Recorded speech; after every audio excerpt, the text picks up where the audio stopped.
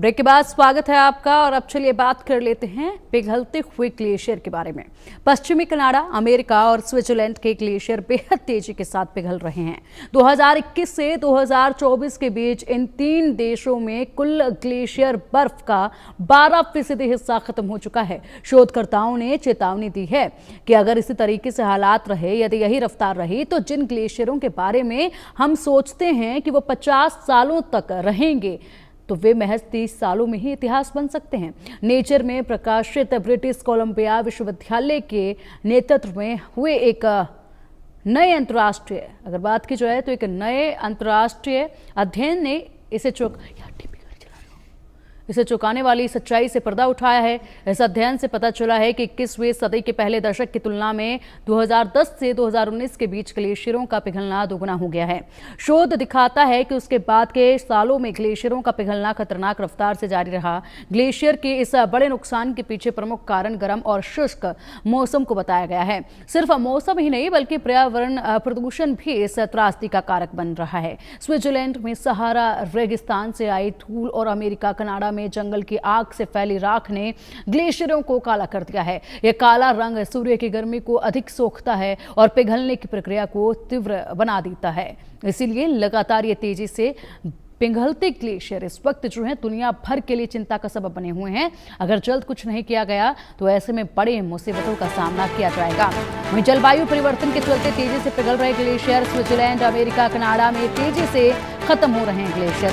2010 से 2019 के बीच ग्लेशियर का पिघलना दोगुना हो चला है। जलवायु परिवर्तन के चलते यहाँ गर्मी भी बढ़ी और इससे गर्मी बढ़ने से नुकसान पहुंचा। ग्लेशियर पिघलने से जल और खाद्य सुरक्षा पर गंभीर संकट मंडरा रहा है।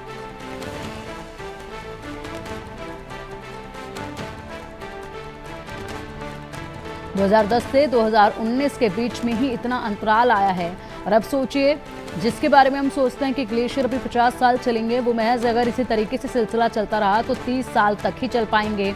यानी कि लगातार इसकी अवधि जो है वो कम होती जा रही है, जो एक बड़ा खतरा है पूरी दुनिया के लिए। और अब ऐसे में यहाँ पर तेजी के साथ जो पर्यावरण में बदलाव हो रहा है वो एक बड़ा संकेत भी है।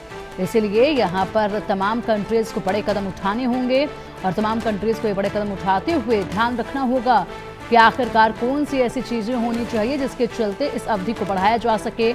और इस तरीके से जो तापमान में लगातार बढ़ोतरी देखी जा रही है, उसके ऊपर किस तरीके से रोकथाम जो है वो की जा सकती है। क्योंकि चारों तरफ इस वक्त भी प्रकृति की जो आपदा देखी जा रही है वो भी इसी का परिणाम है। और इसलिए लगातार हाहाकार जो है इन दिनों में देखा भी जाता है।